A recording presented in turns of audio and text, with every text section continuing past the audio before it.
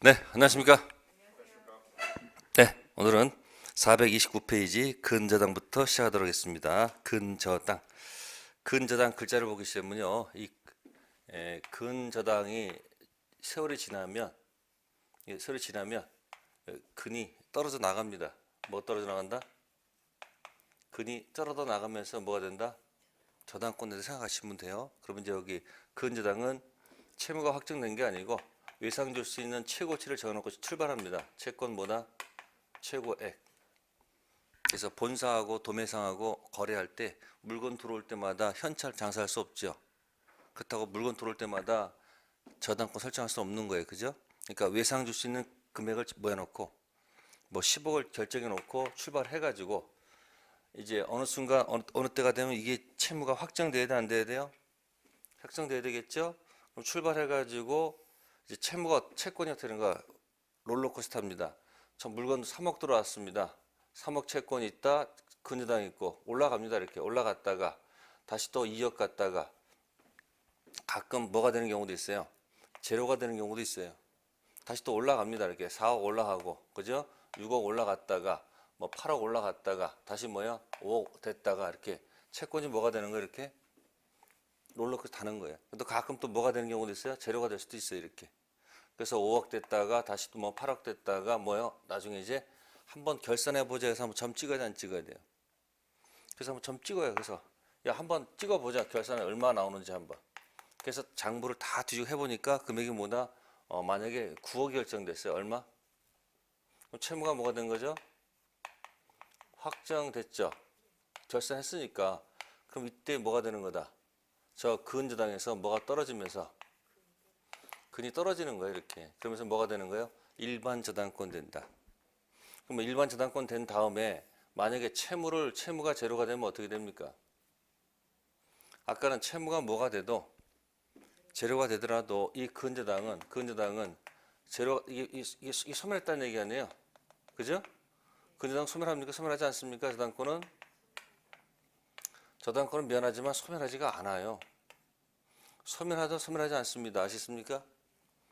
근데 여기는 뭐가 되면 채무가 뭐하면 소멸하게 되면 저당권도 뭐하게 된다?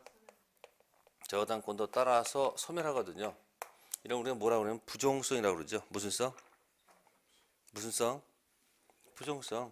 주가 죽으면 종도 따라 죽잖아요. 그럼 부종성이 적용이 된다는 얘기예요. 그러면 뭐 되기 전까지는 확정되기 전까지는 일시적으로 뭐가 돼도 재료가 되더라도 저당권 소멸하지 않으니까 뭐예요? 부종성을 뭐하지 않는다. 부종성을 적용하지 않습니다. 단 뭐 되기 전까지만 확정되기 전까지만 부종성을 적용하지 않으니까 이걸 이제 부종성 완화라고 그래요. 뭐라 한다? 그래서 거기 429페이지 보시면 거기 2번에 니은 있죠. 부종성이 뭐가 돼 있다? 완화. 그죠? 뭐가 되기 전 확정되기 전까지는 일시적으로 채무가 소멸하거나 이전하더라도 저당권은 영향을 받지 않습니다. 부종성 적용하지 않습니다. 완화로 돼 있죠. 그 부종성 완화의 반대말이 뭘까요? 부종성 엄격입니다. 뭐라고요? 부종성 엄격의 반대말이 뭐다? 부종성 뭐다? 완화의 반대말은 엄격이에요. 부종성 엄격하게 적용되는 것은 유치권에서 그렇습니다. 무슨 권요? 채권 날라가면 절대 유치권 행사할 수 없습니다. 여기는 완화된 것은 근저당이죠. 일시적으로 뭐가 소멸해도 채무가 소멸하더라도 저당권은 소멸하지 않으니까. 그러면 유치권은 소속이 어디에요? 유치권은 법정 담보 물건입니다. 어떤 물건이요? 법정. 이건 채권이 계약 관계가 아닙니다. 근데 여기 근저당은 약정이자 뭐라고요? 그래서 약정 담보 물건 근저당은 부종성이 완화돼 있고 법정 담보 물건 유치권은 부종성이 뭐하다? 엄격. 그래서 근저당은 포인트가 뭐다? 첫 번째 채권 최고액 정해놓고 채무가 확정될 때까지 부종성이 다소 뭐가 돼 있다? 완화돼 있다가 채무가 뭐가 되면 확정되면 그때부터 뭐 적용한다? 일반 저당권 가서 부정성 적용한다는 그런 뜻. 네. 그래서 그 근저당의 특질. 자, 그럼 357조 1항 읽어보겠습니다. 저당권은 담보할 채무의 최고액만을 정하고 채무 확정을 장래에 보류하여 이를 설정할 수 있다. 이 경우 확정될 때까지 바로 뭐죠? 확정되기 이전입니다. 주된 채무가 소멸했다. 주된 채무가 이전했다. 종된 저당권의 영향을 뭐하지 않는다. 미치지 않습니다. 즉 저당권은 뭐한다? 죽지 않는다는 얘기예요. 두 번째는 전한 경우에는 채무 이자는 최고액 중에 뭐한 것으로 본다? 산입한 것으로 본다. 네, 429페이지는 그 부종성 완화 거기에 포인트가 있고요. 자, 다음 편 넘겨볼까요? 자, 근저당권 효력 들어가서 밑으로 가시면은 거기 채권 최고액이라고 되어 있습니다. 뭐라고 되어 있습니까? 채권 최고액. 자, 그럼 보시면은 근저당은 모든 채권을 일단 으로 취급해서 결산기에 있어서 일정 한도액까지만 담보한다. 근저당권 결산기에 피담보 채권이 최고액에 달해 있지 않을 때는 현존하는 채권 금액이 뭐가 되며 담보되며 결산기에 있어서 피담보 채권 총액이 채권액을 뭐 했을 때는 초과했을 때는 초과액 상당분만 뭐가 되고 담보되고 잔액은 뭐가 된다? 무담보가 된다. 즉 여기서 아까 확정된 데 얼마가 됐다면 9억이면 얼마 이하 됐으니까요. 그러니까 확정된 거 얼마로? 9억. 만약에 10억을 초과하게 되면 10억까지만 입장해서 받을 수 있다는 얘기예요. 나머지 금액은 무담보예요. 일반 채권이다 그런 얘기예요. 자, 그 얘기고요. 그 다음에 431페이지 가셔서 피담보 채권 범위가 있습니다.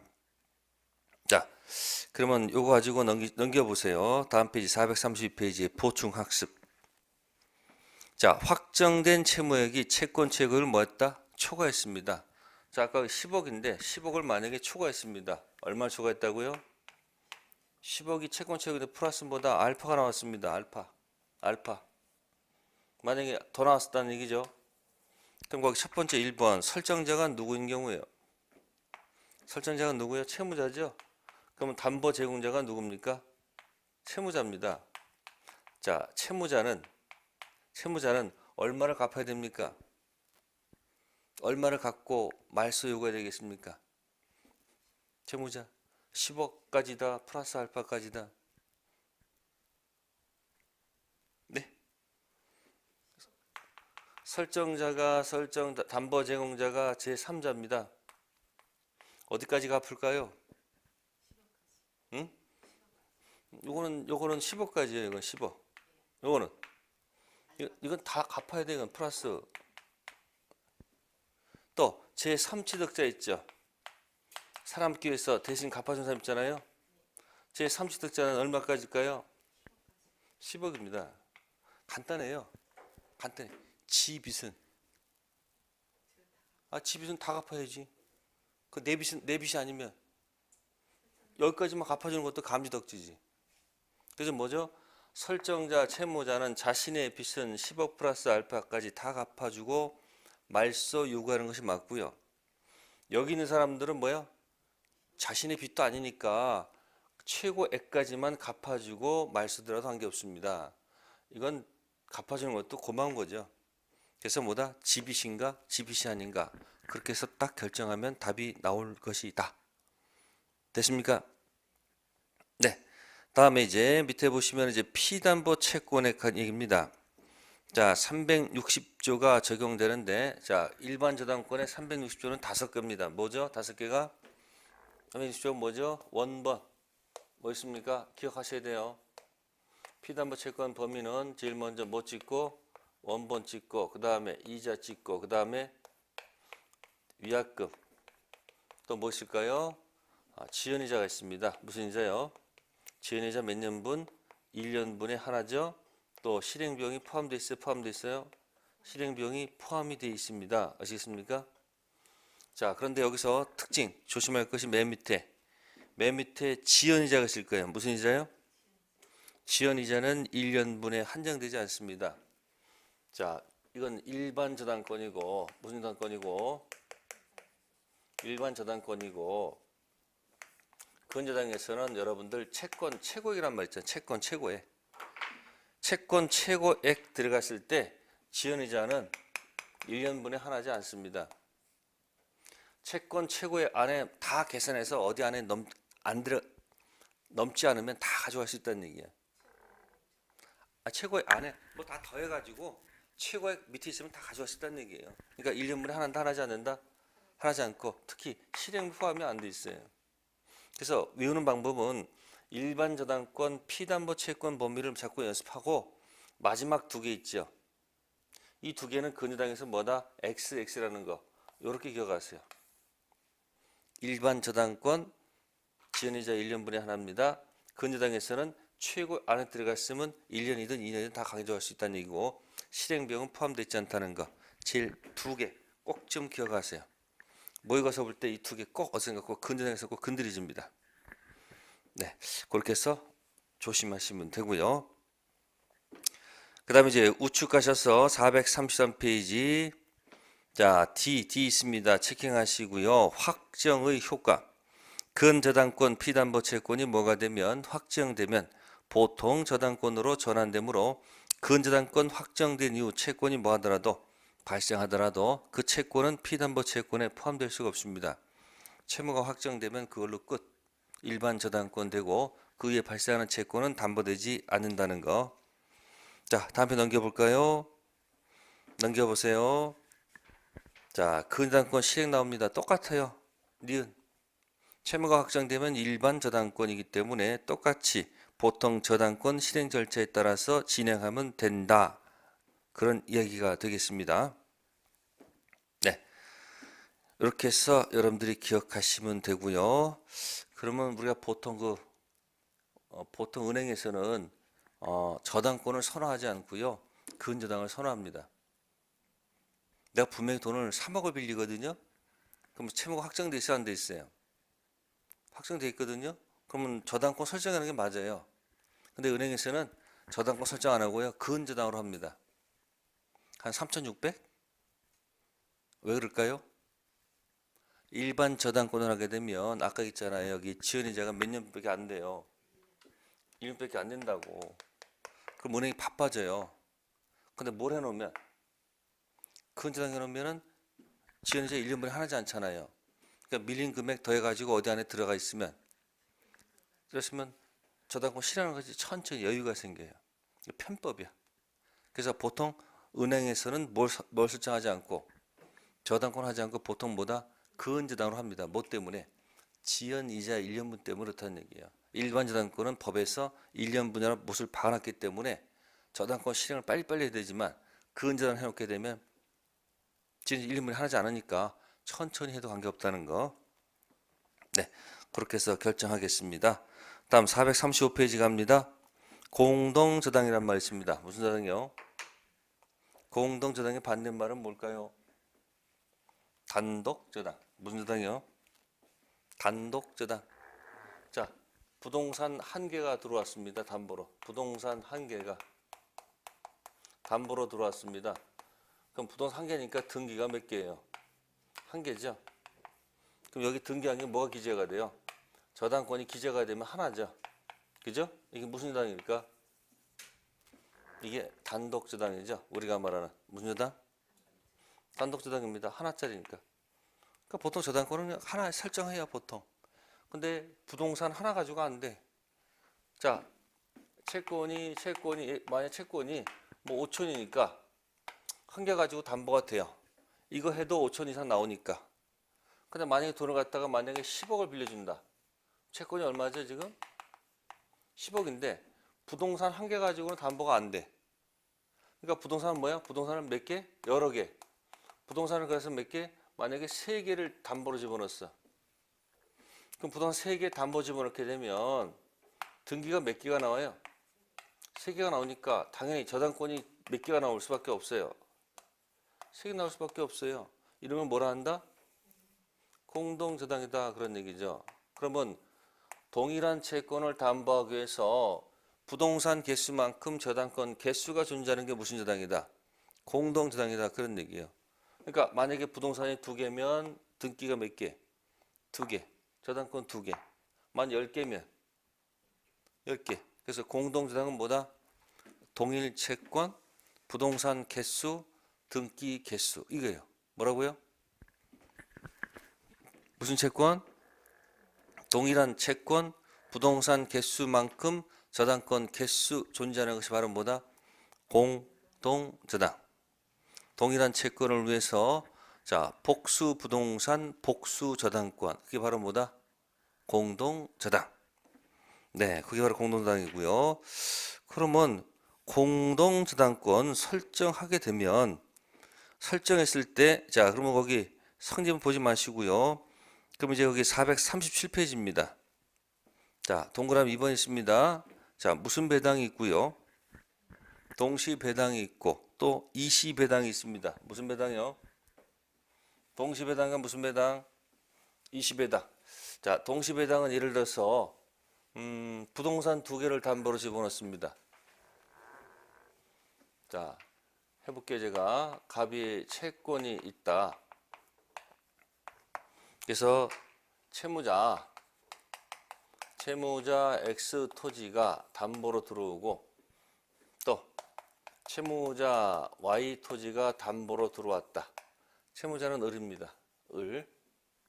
그래서 무슨 토지와 X 토지와 무슨 토지가 Y 토지가 담보로 들어왔다. 그래서 이 채권 담보 경우니까 여기도 갑한테 뭐가 설정되고 저당권이 설정되고 또 이쪽 Y 토지도 갑 저당권 설정돼야 되겠죠.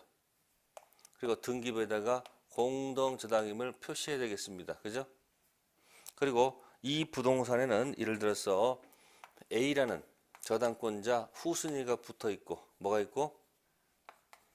후순위 붙어 있고 이쪽에는 B라는 저당권자 누가 붙어 있다? 후가 붙어 있습니다. 자, 이런 부동산이 있었을 때 저 갑이 자신의 채권을 뭐하기 위해서? 회수하기 위해서 경매하는 방법은 2가지죠. 어떻게 하면 될까요? 두 개는 뭐야?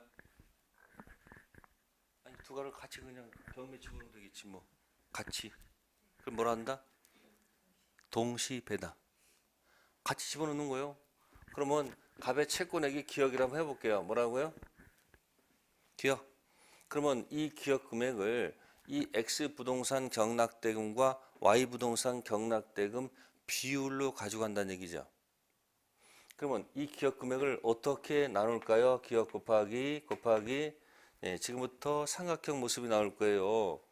자, X 토지 경락대금 더하기 뭐예요? Y 토지 경락대금분의 뭐다? X 토지 경락대금 하게 되면 이 부동산의 안분이 떨어질 거예요. 자, 이 부동산은 어떻게 계산하면 됩니까? 똑같아요. 이 금액을 비율로 나누는 거니까 이건 똑같습니다. X 경락대금 플러스 Y 경락대금분의 뭐다? Y 경락대금. 그러면 디귿이 떨어졌어요. 자, 그러면 니은 더하기 디귿은 얼마예요? 기억이죠? 그러니까 이걸 2가지를 같이 경매 집어넣으면 비율로 나눠 먹는다. 그것을 책에서 뭐라고 적어놨다? 동시 배당은 뭐다? 부담은 뭐다? 안분. 비율로 나눠 먹었다. 그런 얘기예요. 네, 좋습니다. 그런데 채권자가 보니까 2개를 집어넣지 않아도 이 부동산에 하나만 집어넣어도 받을 수 있을 것 같은 경우도 있어요, 없어요? 있죠. 그러면 2가지를 굳이 할 필요 있어요, 없어요? 없죠. 그럼 뭐야? 한쪽에서 먼저 다 받아가는 게 훨씬 편할 수도 있잖아요. 그럼 만약에 갑이 어느 부동산 타고 들어가서 받아 나가면 네, 이 사람이 어디 들어가서 X 타고 들어가서 만약에 다 받았어요. 그러면 비율로 안분해서 받나 한쪽 들어가서 다 받나 결과는 같아야 달라요? 결과는 같습니다. 근데 여기서 누가 불만일까? 후순위가 불만이야. 왜 그러냐면 안분해서 하면 남는 금액에서 받는 금액보다는 이 사람이 다 받고 나온 것보다는 불리하잖아요. 그러니까 후순위는 이때는 할 수 없습니다. 후순위는 그 불만을 이렇게 해소합니다. 선순위 공동저당권자를 타고 XY를 안분했더라면 갑이 받았을 금액 이 디귿에 가서 뭐한다? 대위 위치한다. 뭐 한다고요? 대위하는 거예요. 그러면 불만 해소가 되겠죠. 거꾸로 어디 들어가서 받아가게 되면 이쪽 부동산 받아가게 되면 이때는 누가 이 B가 후순위가 누굴 타고서 선순위 공동저당권자를 타고 안 분배했더라면 받을 수 있던 금액 니은 가서 뭐한다? 대위하면 된다. 됐습니까? 이게 바로 뭐예요? 한쪽 부동산 타고 들어가서 받아가면 그 부동산 후 순위상권자는 뭐한다? 대위하는 겁니다. 그래서 그 다음 페이지 넘기시면 뭐가 나옵니까? 니은 무슨 배당? 이시배당이 나옵니다. 무슨 배당? 이시배당. 후 순위상권자의 뭐다? 대위. 그럼 연습합시다. 무슨 저당은 공동저당은 채무자일 때 같이 무슨 배당하면 동시 배당하면 어떻게 한다? 똑같아요. 동시 뭐 한다? 안분. 뭐 한다고요? 안분하고 만약에 무슨 배당하면 이시 배당하면 어떻게 한다? 후는 뭐 한다? 크로스 한다는 거. 이거 기억하시면 뭔데? 후 이쪽 가서 대위 후 대위하면 되잖아요. 연습하세요. 무슨 저당? 공동저당. 동일 채권 그죠? 복수 부동산 동일 채권 복수 부동산 복수 저당권. 그게 무슨 저당이에요? 공동저당이에요. 그럼 같이 집어넣으면 어떻게 된다? 안분. 두 번째 한쪽만 받게 되면 크로스. 그 뭐란다? 후 순위 저당권자 뭐한다? 대위. 네, 그렇게 해서 결정하시면 됩니다. 그래서 이거는 채무자일 때 하는 얘기겠습니다. 조문이 일단 충실해진 겁니다. 동시배당은 안분. 이시배당은 이시배당된 부동산의 후는 선순위 타고서 대위. 네, 그렇게 해서 공동저당 설명을 드리겠습니다. 네, 그리고 그다음에 이제 넘기시고요. 이제 계약법으로 가겠습니다. 계약법 447페이지입니다. 계약법. 자, 이 계약법을 이제 하려면요, 우리 이제 기본적으로 혹시 563조 매매가 기억이 나는지 모르겠네. 매매 기억나세요? 하도 오래 해가지고 563조가 이렇게 있었습니다. 갑이 뭐 이전할 것을, 네? 재산권 이전할 것을 약속을 뭐하고 정하고, 이쪽은 뭐 지급할 것을 대금 지급할 것을 뭐요? 약정. 자, 그럼 이제 보세요. 이게 무슨 계약 얘기하는 걸까요? 매매 계약 얘기하는 거예요. 무슨 계약이요? 자, 그러면 매매 계약은 조문에 있어요, 없어요? 조문에 있죠. 이 조문에 있는 계약을 우리가 뭐라고 그래요? 조문은 이건 민법 전이죠. 맞아요? 민법 전. 그죠? 그러면 전에 있는 계약 맞네. 그래서 뭐라고 그래? 매매는 전계약. 뭐라고 그러지 그걸? 무슨 계약? 전형 계약의 대표입니다. 무슨 계약이? 매매가. 그럼 민법전에 없는 계약도 있을까 없을까? 그걸 뭐라고 하죠? 비전형 계약. 비전형 계약 혹시 떠오르는 거 있으세요? 그렇죠. 계약금 계약. 아시습니까? 자, 그러면 두 번째 약정했을 때 첫 번째 약정을 청약이라 한다면 뭐라 한다면 두 번째 약정은 뭐가 될까요? 승낙이 됩니다. 그러면 계약은 청약과 승낙이 있으면 계약이 성립합니까? 안 합니까? 성립하지요. 그래서 이걸 뭐라 그러죠? 응? 나오자. 여기 뭐나 여기 이게 무슨 계약? 무슨 계약이다? 낙성 계약이라고 표현합니다. 네, 그럼 낙성의 반대말이 뭐예요? 물음표. 알겠습니다. 좀 더 하죠 그러면. 응? 자, 그러면 매매 계약이 약정 있으면 매매 계약이 효력이 생깁니까? 안 생깁니까? 효력이 생기죠. 매매 계약 효력 생기잖아요. 가면 어떤 효력이 생겨요? 어떤 효력? 자, 그렇죠. 반대 거. 이 조문 가지고 얘기하는 거 계속. 가면 어떻게 생겨요? 반대 거 이거 달라야 될 거 아니야? 뭐 달라? 뭐 주세요? 대금 달러가 대금보다 채권적 효력이 생기고 이쪽은 뭐 생깁니까? 재산권 채권적 뭐가 생긴다? 효력이 생긴다. 뭐가 생긴다? 그러면 대금 채권을 상대방한테 대입하면 뭐가 되는 거예요? 이게 을한테는 이게 대금 채무가 되는 거예요. 이쪽은 뭐가 또 채무지겠네요. 누구도? 갑도. 네, 그러면 갑은 대금 채권자이면 을은 대금 채무자고, 이쪽이 재산권 채권자면 갑은 재산권 채무자가 되겠네요. 그러면 갑은 채권과 채무가 같이 있는 거죠. 을도 채권 채무가 같이 있는 거죠. 갑의 채권은 을의 채무고 을의 채권은 갑의 채무. 무가 두 개가 있습니다. 무가 몇 개가 있어요? 두 개가 있죠. 용 두 마리를 뭐라고 그래요? 쌍용이죠. 무 두 마리를 뭐라고 그래요? 네? 그래요. 그래서 무슨 계약이다? 매매는 무슨 계약이다? 쌍무 계약이다. 쌍무 계약의 반대말. 이거 잘 모르겠어요? 그러면 이렇게 해놓을게요. 물음표 해놓을게요. 나오겠지 뭐 제목이. 다음 각자 채무를 이행해야 돼 안 해야 돼요? 채무를 이행해야 될 거 아니야. 채무를 이행해야 될 거 아닙니까? 각자 채무를. 그죠? 그럼 채무를 이행하게 되면 을은 채무를 누구한테 하는 거예요? 갑한테 하는 거죠? 갑한테. 그죠? 그러면 을의 돈은 마이너스가 되고 갑의 돈은 플러스가 되죠. 돈이. 이쪽도 재산권을 갑이 을한테 이행하게 되면 갑의 재산권은 빠져나가는 거 아니에요? 이쪽은 들어가는 거죠. 그죠? 내 재산 마이너스 상대방 재산 플러스 시키는 얘기를 뭐라 그럴까? 어려운 얘기일 수 있습니다. 이걸 출연이라고 합니다. 뭐라 한다? 출연. 그러면 누구도 출연하고요. 을도 출연하고요. 갑도 출연하는 거 맞아요? 네. 그러면 서로 이렇게 출연하는 것을 우리가 뭐라고 그럴까요? 네, 출연 계약을. 출연 계약? 그렇죠. 이것도 하여튼 학자들은 뭐 되게 부려요. 모아놓고 잘난 체 잘해요. 유상계의 반대말은 네? 이건 답이 나오죠. 근데 다른 계약 제목 생각 안 나는 거예요, 그죠? 응? 됐나요?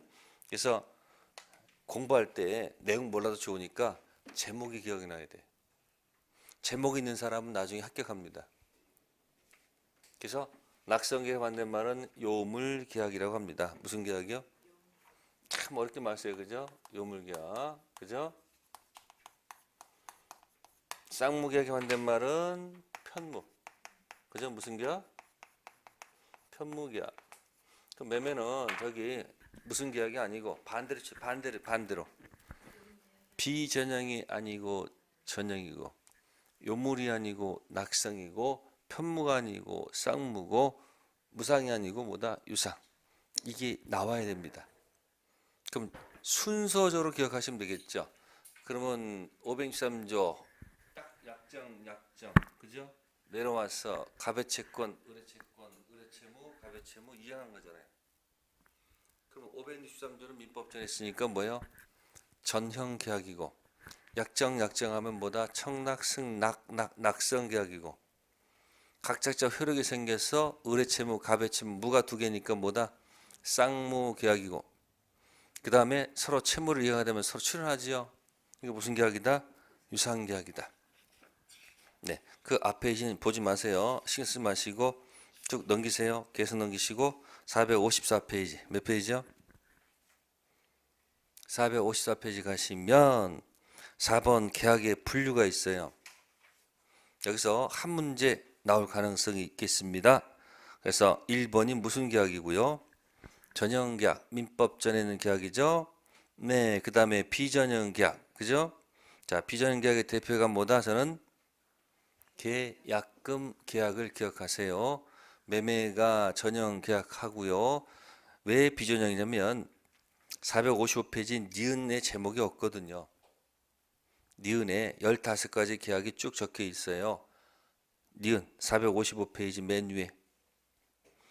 자, 증여, 매매, 교환, 소비대차, 사용대차, 임대차, 고용, 도급, 여행계약, 현상광고, 위임, 임치, 조합, 종신정기금, 화해 15가지 있습니다. 거기 계약금이란 말 없잖아요. 그래서 매매가 전형계약의 대표고 계약금 계약은 뭐다? 비전형계약 대표로 기억하시고요. 다음 넘기시고요. 456페이지 쌍무가 있고 편무가 있습니다. 매매는 편무가 아니고 뭐다? 쌍무.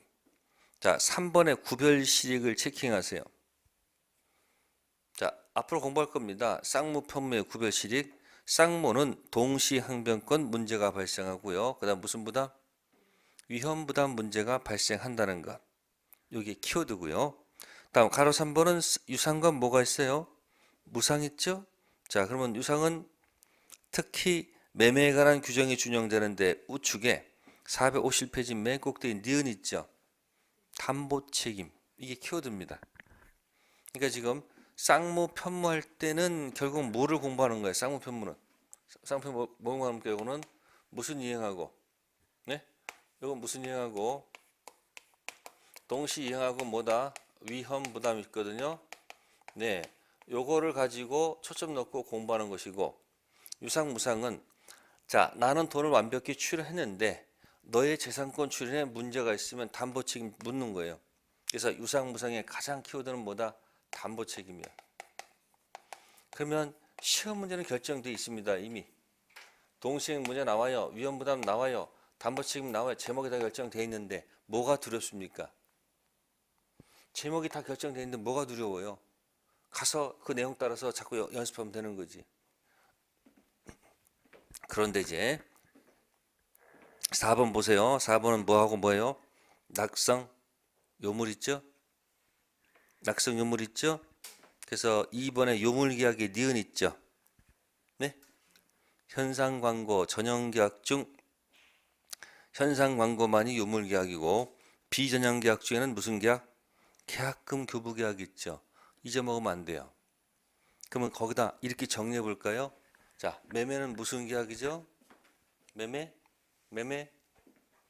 자, 매매는 무슨 계약이에요? 전형이죠. 그러면 계약금 계약은? 계약금 계약은 뭐다? 비전형이죠. 그죠? 비전형이죠. 그 다음에 전형 계약 중 매매는 무슨 계약인데? 낙성 계약인데. 계약금 계약은 뭐다? 요물 계약입니다. 제목 기억해 두세요. 그럼 시험에 계약금 계약은 낙성 계약이 아니다. 맞죠? 자, 매매는 요물 계약이 아니다. 맞죠? 그렇게 시험 문제 냅니다. 요물 계약이 아니란 얘기는 무슨 계약이란 얘기고 낙성이란 얘기고 낙성이 아니라는 것은 무슨 계약이다? 요물. 네, 좋습니다. 그 다음에 450페이지 맨 위에 보충학습. 무슨 학습이요? 보충학습에 거기 동그라미 2번. 동그라미 2번 있어요? 뭐라고 되어 있습니까? 쌍무계약은 모든 무슨 계약이지만 유상계약이지만 유상계약이 모든 무슨 계약은 아니다? 이게 시험에 가끔 툭툭 튀어나와. 그 이해되십니까? 예? 그럼 이때 유상계약이 쌍무계약한테 얘기합니다. 내 안에 너 있다. 누구한테 얘기했어요? 유상이 쌍무한테 뭐라고요? 내 안에 너 있다. 이렇게 기억하면 돼. 보세요. 거기다 이렇게 적어 놓으세요. 자, 쌍무 할 때 이게 쌍시옷이죠. 쌍무, 쌍. 그 다음에 바깥에다가 원을 그리세요. 이게 유상계약이에요. 그럼 누가 누구한테 얘기했어요? 유상이 쌍무한테 내 안에 너 있다. 그러면 보세요. 여기서 쌍무는 전부 다 무슨 계약에 속해요? 유상이죠. 근데 유상 전부가 쌍무를 할 수는 없습니다. 이걸 언제 발견한 줄 아세요? 옛날에 모토로라 표보다 갑자기 생각나는 거예요. 쌍무 계약은 모두 무슨 계약이다? 유상 계약이지만 유상 계약이 모두 무슨 계약은 아니다? 쌍무 계약은 아닙니다. 네, 다음 편 넘기셔가지고요. 계속적 계약과 무슨 계약이 있어요? 일시적 계약이 있습니다. 계속적 계약은 급부가 계속되는 거죠. 임대차가 대표예요. 뭐 대표라? 임대차. 그럼 임대차 계약 맺어가지고 열심히 급부하다가 임차인이 차임을 2기부상 연체하면 주인이 뭐한다? 나가라고 그래요. 그래서 키워드는 거기 B번에 있습니다. 해지권. 이게 키워드예요. 계속적 계약을 끝내는 것은 뭐다? 뭐다? 지라는 것을 기억하십니다. 아시겠습니까? 지는 멈출 지자입니다. 임대차가 계속 유효하다가 해지하게 되면 멈추는 겁니다. 지금까지 진행 과정은 유효. 해지가 되면 그때부터 앞을 보고 임대차는 끝난다. 따라서 보증금에서 못 받은 차임을 털어내고 주는 무슨 관계 들어간다? 청산 관계로 들어갈 것이다. 자, 한편 동그라미 2번은 뭐죠? 일시적 계약이란 말이 있어요? 네? 일시적 계약의 대표는 뭐냐면 매매입니다. 뭐라고요? 자, 매매는 끝내는 방법은 뭘까요? 해제. 매매 비자 쓰세요. 뭐라고요? 해제. 해제입니다. 제는 제거할 지자입니다. 그러면 매매를 뭐하고? 제거하고 원래 상태로 돌려놔라는 것이 뭐다? 원상회복입니다. 그럼 여러분 봅시다. 혼인은 계속적 계약이었을까요? 일시적 계약이었을까요? 예를 들면 계속적 계약이죠. 그러니까 둘이 서로 안 맞아 끝내.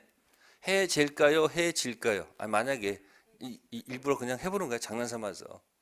해지가 됩니다. 왜죠? 지금까지 했던 거 그대로 유효한 거죠. 그러니까 서로 해줄 듯하는 만약에 그냥 서로 털고 들어간다는 거예요. 자, 해지에서 원상 회복이 됩니까? 아니 해지에서 내 청춘 돌려달라고 원상 회복이 되냐고. 내 얼굴 얼굴이 돌아오냐고. 그죠? 이거 뭐예요? 해제 좀 재미삼아 얘기하는 거고 혼인을 하게 되면 해지에서 그때부터 끝나는 거지. 그래서 청사가 가는 거지. 애는 어떻게 해요? 애는 어떻게 하라고? 애를 하는데 원상 회복이 돼요? 안 되죠? 그런 얘기니까 계속적 계약 끝나는 건 뭐고? 해지. 일시적 계약은 뭐다? 해제. 그러니까 글자 입력해서 지는 멈출 지자고 제는 뭐다? 제거할 제자. 네, 그래서 계약 분류 가지고 몇 가지 했습니다. 그래서 이거 잊어먹으면 안 됩니다. 제일 어려울 때 나온 얘기예요. 네, 첫 번째 시간은 거기까지 하고요. 잠시 쉬었다가 계약 승인하도록 하겠습니다. 네.